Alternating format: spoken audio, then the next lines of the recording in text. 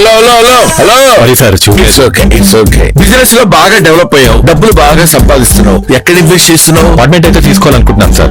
పక్కా vastu, quality construction, strong management, 24 hours water supply, పైగా time కి delivery. అర్థమైంది, నీకు ఎలాంటి ఫ్లాట్ కావాలో నాకు అర్థమైంది. మన ఎంఆర్ కన్స్ట్రక్షన్స్ వాళ్ళు గుంటూరుకు 3 వైపులా అద్భుతమైన అపార్ట్మెంట్స్ కడుతున్నారు. లామ్ లో రాధాకృష్ణ, గుజ్జనగూడలో యువి అర్బనైట్, తెనాలి రోడ్ లోనేమో కేవీ రెసిడెన్సీ. వెళ్ళి మోడల్ ఫ్లాట్ చూసుకో, బ్రహ్మాండమైన ఫ్లాట్ కొను. ఎంఆర్ కన్స్ట్రక్షన్స్ మీ ఇంటిని అందంగా నిర్మిస్తాం. బ్రహ్మానందం చెప్పాడని కాదు, ఒకసారి అపార్ట్మెంట్ వచ్చి మోడల్ ఫ్లాట్ చూసుకుని బ్రహ్మాండంగా ఉందంటేనే కొనుక్కోండి.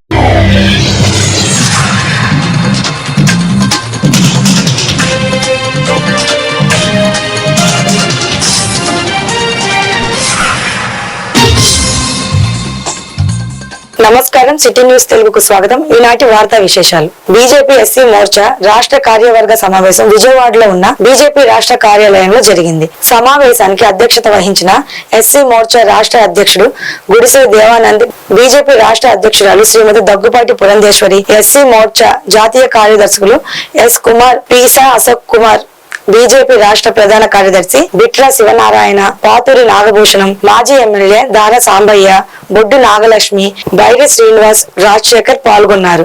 ఈ సందర్భంగా బీజేపీ రాష్ట్ర అధ్యక్షురాలు రాజమహేంద్రవరం ఎంపీ దగ్గుపాటి పురంధేశ్వరి మాట్లాడుతూ, రాష్ట్ర వ్యాప్తంగా దళిత బస్తీలలో దళిత సమ్మేళనాలు నిర్వహిస్తామని, అంబేద్కర్ ని గౌరవించి ఏకైక పార్టీని బీజేపీ అన్నారు. ఒకవైపు ఐటీసీ కంపెనీ మాఫియా, రెండో వైపు పనికిమాలిన పథకాలు పొగాకు రైతులకు ఉరితాడుగా మారాయా అంటూ ఆమ్ ఆద్మీ పార్టీలో జోనల్ కోఆర్డినేటర్ నేత మహేశ్వరరావు అన్నారు. ఈ సందర్భంగా ఆయన మాట్లాడుతూ, పొగాకు పండించే రైతు బిడ్డగా చిన్నప్పటి నుంచి గమనిస్తున్నానన్నది, పొగాకు పండించిన రైతు ఎవరు కూడా 4 రూపాయలు సంపాదించిన పరిస్థితి లేదని, మరి అదే ఐటీసీ కంపెనీ వేల కోట్ల పర్యెత్తిన పరిస్థితికి కారణం సిండికేట్ అన్నారు. రైతు ఒక బ్యార్నీకి 2-3 లక్షల లాస్ వచ్చే పరిస్థితి అంటే అన్నిటికీ కారణం మాఫియా.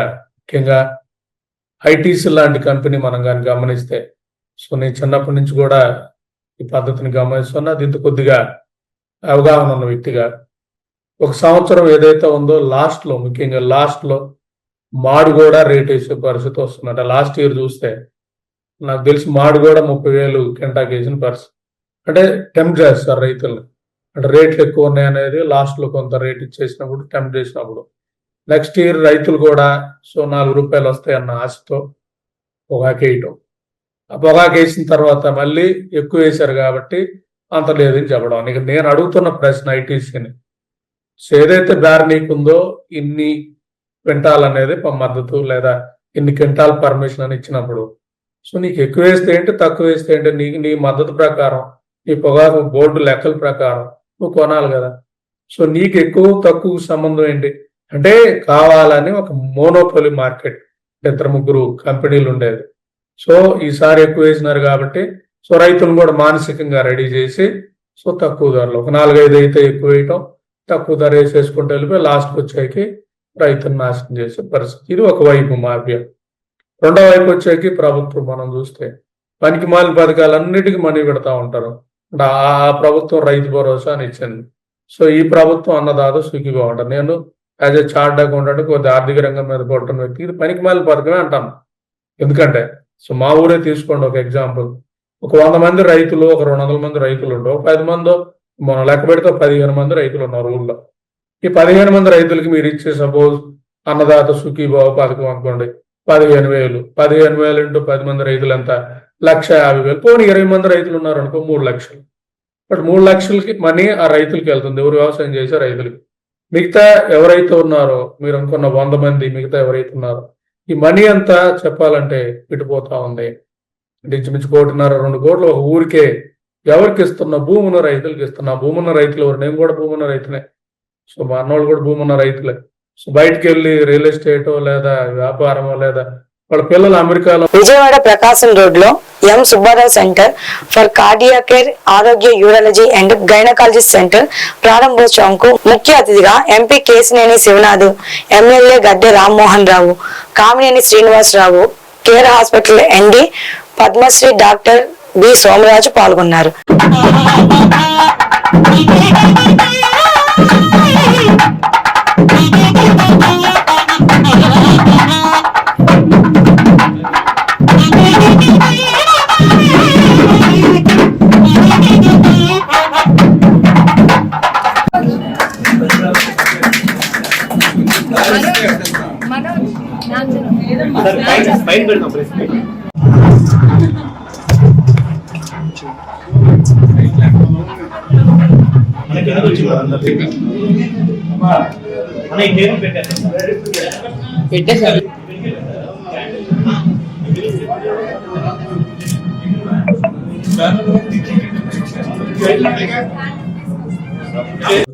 సోమరాజు గారి ఆధ్వర్యంలో మురళీ గారు వారి కుటుంబ సభ్యులు అందరూ కలిసి ఇక్కడ సుబ్బారావు గారి కార్డియాక్ సెంటర్ ని మళ్ళీ రెనోవేట్ చేసి కొత్త ప్రదేశంలో ఓపెన్ చేయడం చాలా ఆనందంగా ఉంది.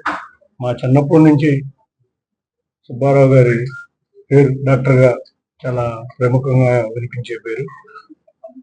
ఇవాళ విజయవాడలో మనం చూస్తే ఎంతో ఇంకా మెడికల్ కి ఇంకా ఎన్నో హాస్పిటల్ రావాలి. గౌరవ ముఖ్యమంత్రి వారిలో ఒకటే చెప్తా ఉంటారు, అమరావతిని మెడికల్ హబ్ గా చేయాలని వారి కోరిక.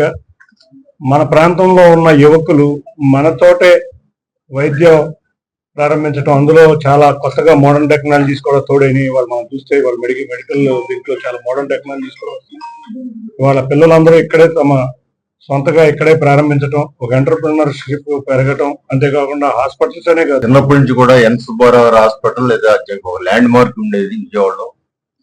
ఏదైనా వేరే అడ్రస్ కి వెళ్ళాలన్నా ఎన్ సుబ్బారావు హాస్పిటల్ రిఫర్ చేస్తూ అడ్రస్లు పెట్టుకునేవాడు. అలాంటి హాస్పిటల్లో మరలా దానికి పూర్వ వైపుని తీసుకొచ్చే విధంగా వారి థర్డ్ జనరేషన్ సుబ్బారావు గారి మనవాళ్ళు, ఇతర ఆ ఫ్యామిలీకి సంబంధించిన వాళ్ళు అందరూ కూడా కలిపి మరి ఇక్కడ హాస్పిటల్ ఏర్పాటు చేశారు. ఆరోగ్య అనే పేరు మీద ఇందాక ఎంపీ గారు చెప్పినట్లుగా, అదేవిధంగా డాక్టర్ చెప్పినట్టుగా ఇది నిరంతరం ప్రజలకి సర్వీస్ ఇచ్చే హాస్పిటల్. ప్రాణాలని దేవుడు ఇస్తే ఆ ప్రాణాలు కాపాడే బాధ్యత అంటే లివింగ్ గాడ్స్. వాళ్ళు ప్రజలకి నాణ్యమైన వైద్యం ఇవ్వాలని కోరుకుంటున్నా. నిజంగా ప్రజలు ఇద్దరికి చేతులు దండం పెడతారు, దేవుడికి డాక్టర్. దేవుడు ప్రాణం ఇస్తే ఆ ప్రాణం సుఖంగా ఉండేది చూసే డాక్టర్ కదా. అందుకని వాళ్ళు ఒక ట్రీట్మెంటే కదా, వచ్చిన పేషెంట్స్ తో బాగా మాట్లాడితే అది చాలా కంఫర్ట్ ఇస్తుంది. సోమరాజు నాకు గత 63 ఏళ్ళ నుంచి మేము కలిసి చదువుకున్నాం. నాకన్నా బెటర్ స్టూడెంట్ అనుకోండి. ఇవాటికి రోజుకి 4-5 గంటలు చదువుకుంటాను. నెవర్ నాకు ఒక డిగ్రీ వచ్చింది, నేను ఫుల్ఫిల్ అయిపోయాను, ఇక నేనేం నేర్చుకోగలేదు. ఈ రోజు ఈ doctor N Subbarao cardiac care centre ఆవిష్కరణ సందర్భంగా, ప్రారంభోత్సవ సందర్భంగా వచ్చేసిన మా గౌరవనీయ గురువులు డాక్టర్ సోమరాజు గారికి, అట్లాగే మా ఎంపీ కేసినేని చిన్ని గారికి, ఎమ్మెల్యే గద్దె రామ్మోహన్ గారికి, అట్లాగే మా అన్న సీను గారికి, వాళ్ళందరికీ హృదయపూర్వక శుభాకాంక్షలు, ధన్యవాదాలు. ఈ ఓపీడీ సర్వీసెస్ ప్రారంభించడానికి మెయిన్ కారణం మా పిల్లలు అందరూ, అంటే ఇప్పుడు సూపర్ స్పెషలైజేషన్ చేయడం జరిగింది. వరుణ్, పవన్, మనోజ్ అండ్ వర్షిని, వీళ్ళు నలుగురు ఈ ప్రెమిసెస్ లో ప్రజలకు ఉపయోగపడేలా ఓపీడీ కార్యక్రమాలు అతి తక్కువ ఖర్చు అయ్యేలాగా వాళ్ళకు ఉపయోగపడేలాగా చేయాలనే ఉద్దేశంతో కార్పొరేట్ వైద్యం అందుబాటులో లేని వారికి, ముఖ్యంగా ఈ చుట్టుపక్కల ఉన్న ప్రజానీకానికి వీళ్ళు సేవ చేస్తారనే ఉద్దేశంతో నియోజకవర్గ ప్రజలకు అండగా ఉంటూ వైద్య సహాయం కోసం సీఎం చంద్రబాబుకి అందించిన నిధులు తమకు అందేలా కృషి చేసిన ఎమ్మెల్యే బొండా ఉమ్మాకు బాధితులు ప్రత్యేక కృతజ్ఞతలు తెలిపారు. సింగ్ నగర్ లోని సెంట్రల్ నియోజకవర్గ తెలుగుదేశం పార్టీ కార్యాలయం నందు 63వ డివిజన్ రాజీవ్ నగర్ లో ఇళ్ల రిజిస్ట్రేషన్ పట్టాల కోసం దరఖాస్తు చేసుకున్న వారికి శాశ్వతీయ భూ హక్కు కల్పిస్తూ రిజిస్ట్రేషన్ పట్టాలను మరియు 63వ డివిజన్ రాజీవ్ నగర్ మరియు 62వ డివిజన్ ప్రకాష్ నగర్ పాయకాపురంకు చెందిన లబ్ధిదారులకు 2,56,448 రూపాయలు ముఖ్యమంత్రి సహాయ నిధి చెక్కులను ప్రభుత్వ విప్ సెంట్రల్ నియోజకవర్గ శాసనసభ్యులు బొండా ఉమా మహేశ్వరరావు లబ్ధిదారులకు సాలువాలు కప్పి పట్టాలు అందజేశారు.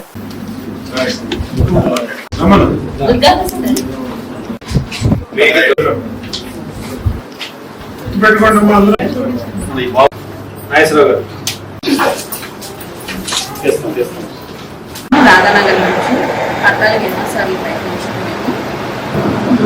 జల్పల్లిలో నుంచి ఎన్నిసార్లు ప్రయత్నించినా మాకు పట్టాలు రాలేదు.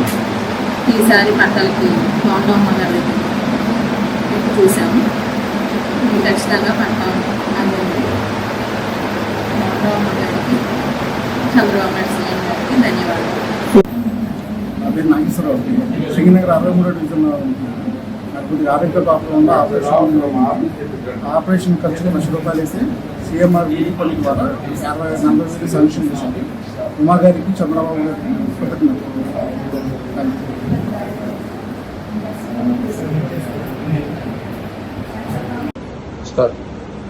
నా పేరు భవ్య అండి. మేము విజయవాడ సింగనగర్లో ఉంటున్నాము. బాబుకి హెల్త్ బాగోక హాస్పిటల్లో జాయిన్ చేసామండి. ₹1,00,000 బిల్ అయింది. ₹1,00,000 బిల్ అయినందుకు ఇట్లా ఎమ్మెల్యే బోండా ఉమా గారి దగ్గరికి వచ్చాము. వచ్చి బిల్ అన్ని అప్లై చేసుకున్నామండి.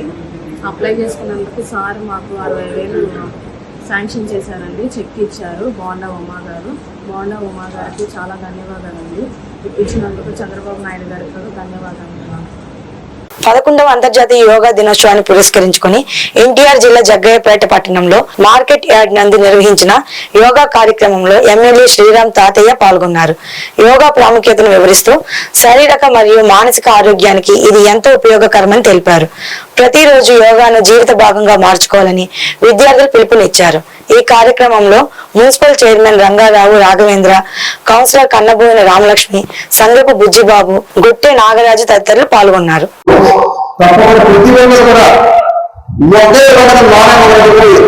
చిన్న వయసు నుంచి తప్పకుండా యోగా ప్రాక్టీస్ చేస్తూ ఉంటే, చిన్నప్పటి నుంచి రోజు వ్యాయామం చేస్తూ ఉంటే తప్పకుండా హెల్తీగా ఉంటాం.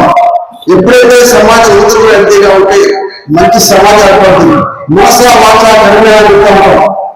ఎవరి మనసు అయితే మంచిగా ఉంటుందో మన ఆలోచన కూడా అదే మాట కానీ చేసే పని కూడా మంచిగా ఉంటుంది. అందువల్ల ఎప్పుడు మనం ఆరోగ్యమైన ఆలోచన కూడా తీసుకున్న నిర్ణయాలు కావచ్చు, చేసే పని కూడా ఎప్పుడు హెల్తీగా ఇవ్వడం ఆలోచన ఇవ్వడం కూడా బాగుంటుంది. అందువల్ల ప్రతి ఒక్కరు కూడా ఈరోజు యోగాలో చేరేది ప్రాక్టీస్ లేదు కానీ పర్ఫెక్ట్ ప్రాక్టీస్ చేసిన వాళ్ళకి తప్పకుండా అందువల్ల ప్రతి ఒక్కరు ఎంతో కొంత సమయం యోగా చేయాలంటే ప్రత్యేక ముఖ్యమంత్రి చంద్రబాబు నాయుడికి, ప్రధానమంత్రి నరేంద్ర మోడీ గారికి ప్రత్యేక ధన్యవాదాలు చేస్తూ కూడా యోగా సమావేశం. నియోజకవర్గంలో ఎన్ని దశాబ్దాలు గడిచినా టీడీపీ జెండాను తప్ప మరో జెండా ఎగరవేయనిమని గుడివాడ ఎమ్మెల్యే వెనుగండ రాము అన్నారు. ఎమ్మెల్యేగా ఏడాది నా ప్రయాణంలో ఆటుపోట్లు ఎదురైన నిజాయితీగా కొనసాగించి ప్రజలకు తమపై చూపిస్తున్న ప్రేమ తన నిజాయితీకి నిదర్శనం అన్నారు. ఈ సందర్భంగా కేక్ కట్ చేసి వృద్ధులకు చీరలు పంపిణీ చేశారు.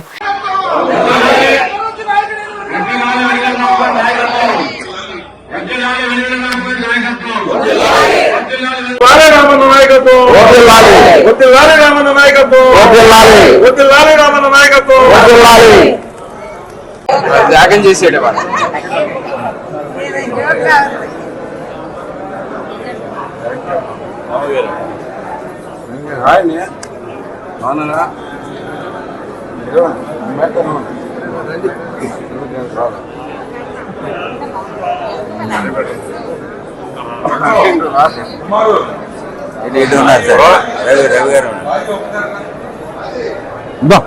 ఇద్దరు రవిలు ఉన్నారు. రవి అంటే రవి పేరు పెడితే కానీ మార్కెట్ రాదనుకుంటా. వెనిగండ్ల రాము అనే నేను అని ప్రమాణ స్వీకారం చేశాను. యాక్చువల్గా అక్కడ వేరే చదవడానికి లేదు కాబట్టి నేను అనాల్సి వచ్చింది. వెనిగండ్ల రాము అనే మేము కింద నేను క్లియర్గా నా ఫీలింగ్ ఎప్పుడు అలాగే ఉంటుంది. రాము వెనిగండ్ల లేదా గుడివాడ ఎమ్మెల్యే ఎవరైనా కానీ, గుడివాడ ఎమ్మెల్యే అయినా కానీ ఒక వ్యక్తిగా కాదు, మనం అందరం కలిపి సామూహికంగా ఒక శక్తి అనకూడదు, ఒక మనం అందరం కలిపి ఒకటే పర్సన్ కింద నడవబట్టి గత సంవత్సరం అత్యంత అద్భుతమైన విజయం సాధించి మనం ఈ సంవత్సర కాల ప్రయాణంలో అనేక ఆటుపోట్లైనవి. నీకందరికి కూడా నేను మాటిస్తున్నాను. ఈ సంవత్సరమే కాకుండా మిగతా 4 సంవత్సరాలే కాకలేదు, ఇక్కడ గుడివాడలో తెలుగుదేశం పార్టీ తప్పితే వేరే జెండా కనపడే ప్రసక్తి లేదు, వేరే జెండా ఎగిరే ప్రసక్తి లేకుండా తీసుకుని మనందరం కలిసి పనిచేస్తాం. యాక్చువల్గా కూటమి, నేను క్లియర్ సారీ కూటమి ప్రభుత్వంలో ఒక ఎమ్మెల్యేకి మాత్రమే ఇక్కడ అవకాశం ఇచ్చినట్లుగా మనందరం కలిసి పనిచేయాల్సిన అవసరం ఉంది. ఈ ప్రయాణంలో మీరు బయట నుంచి ఏమిన్నా కానీ ఎలా విన్నా కానీ నాకు అనవసరం. నేనైతే నిజాయితీగా ఉన్నా. నిజాయితీ అంటే మీ పట్ల మీ పట్ల ఉన్న ప్రేమలో నా నిజాయితీ ఉంది. ఇది ప్రతి ఒక్కరూ గుర్తుంచుకోండి. కష్టపడిన ప్రతి కార్యకర్తని నా సొంత వాళ్ళ కింద భావిస్తున్నాను. మీకు అందరూ అక్క చెల్లెళ్ళు అవ్వనివ్వండి, లేదు అన్నదమ్ములు అవ్వనివ్వండి, పేర్లు ఏదైనా కానీ అందరూ. కృష్ణా జిల్లా గుడ్లవల్లేరు మండలం వేమవరం గ్రామంలో వేంచేసి ఉన్న శ్రీ కొండలమ్మ అమ్మవారి దేవస్థానంలో ఈ రోజు ఆదివారం సందర్భంగా భక్తులు శ్రీ అమ్మవారిని సుమారు 20,000 మంది పైగా దర్శించుకున్నారని, అమ్మవారికి పాల పొంగల్ని సమర్పించి మొక్కుబడులు తీర్చుకున్నారని, విచ్చేసిన భక్తులకు ఉచితంగా మజ్జిగ ప్రసాదం త్రాగునీరు ఏర్పాటు చేశామని, భక్తులకు ఏ విధమైన అసౌకర్యములు కలగకుండా గుడ్లవల్లేరు ఎస్ఐ వారి సిబ్బంది తగు బందోబస్తులు ఏర్పాటు చేసినట్లు ఆలయ కార్యనిర్వహణాధికారి ఆకుల కొండారావు తెలియజేశారు.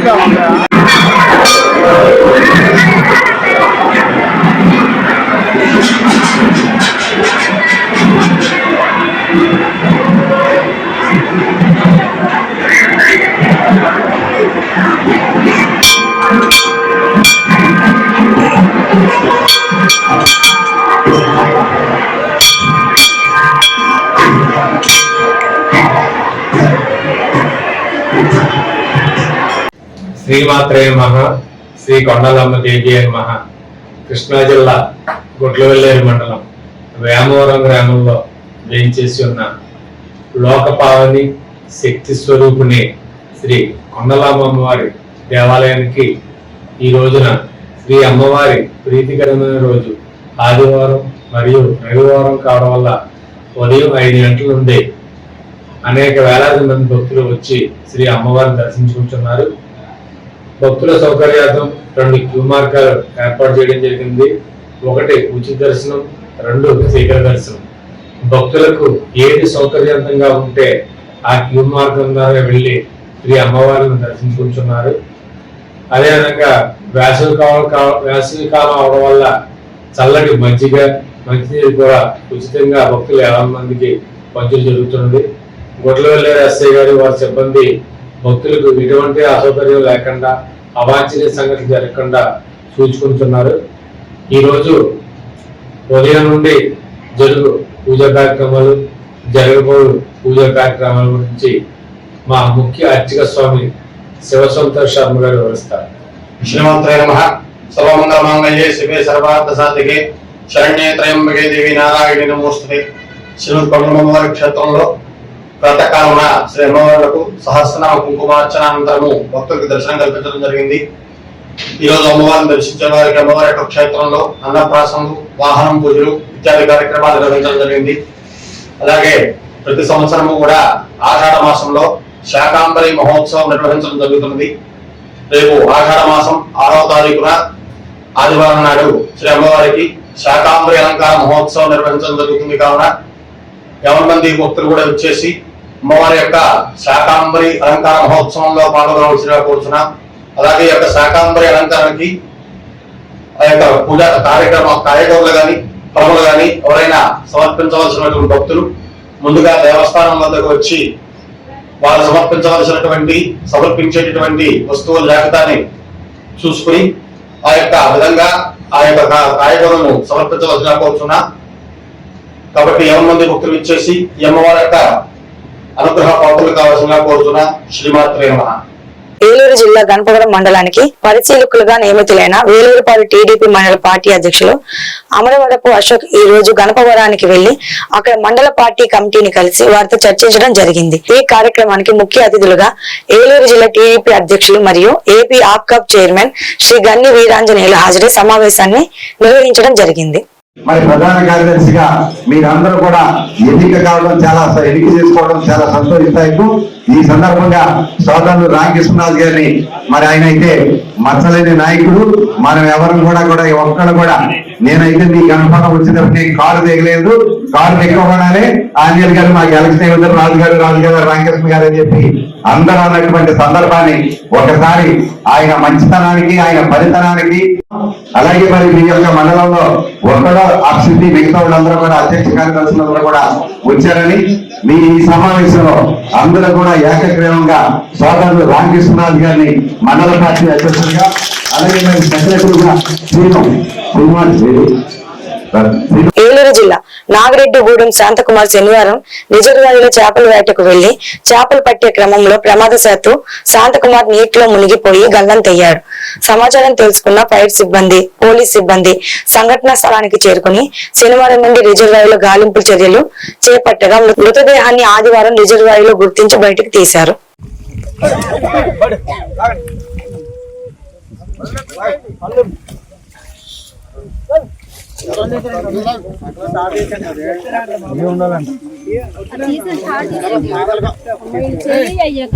రమేష్ ఆడు చెయ్యవు.